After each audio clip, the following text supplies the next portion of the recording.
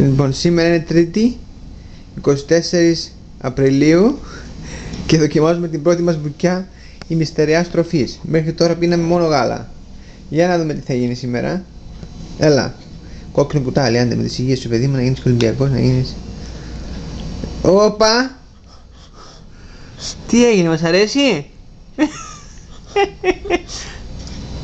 Ωραίο! Σιγά σιγά Σοφία μου. Με τι μοιάζει αυτό? Άνοιξε αγάπη μου το στοματάκι σου. Σε βλέπω φαγανό, σε βλέπω. Μπράβο παιδί. Τι στοματάρα είναι αυτή? Χριστέ μου, και εμένα θα φας. Έμενα μου σιγά. Σιγά σιγά να μην το χάλουμε. Όλο τρίχει έξω. Έλα αγαπούλα μου.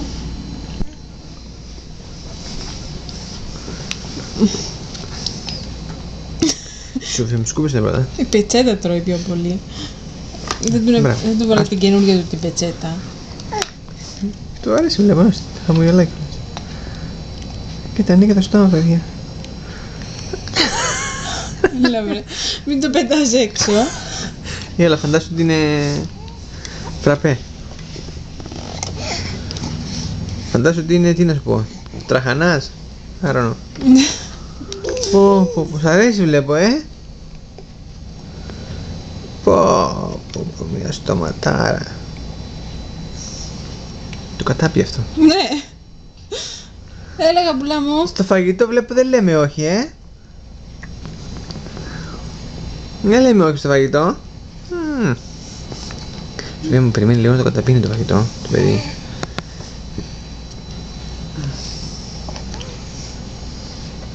Ναι, όσο να πίνει.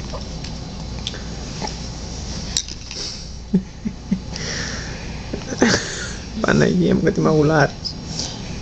Το κουτάλι είναι κόκκινο μωρό, αλλά το μπόλο σου είναι πράσινο. Καταπράσινο, βλέπεις. Το έχει διαλέξει η μαμά ειδικά. Για αυτό το σκοπό. Με το κουτάλι τρώμε. Δεν το φάμε.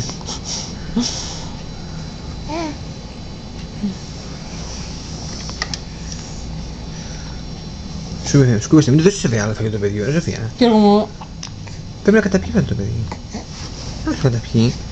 Τι το γεμίσεις άμα χωρίς να καταπιεί. Έλα. Λοιπόν, άντε. Κόβω μια κουταλιά. Μπράβο μωρό. Μπράβο αγάπη μου. Μωράκι μου. Τι ωραίο κουταλάκι είναι αυτό που σου πήρε η μαμά.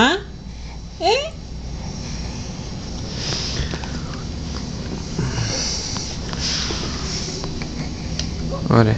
Αυτό είναι. Μπράβο αγάπη μου. Έλα. Μπράβο. Ωραία. Εντάξει.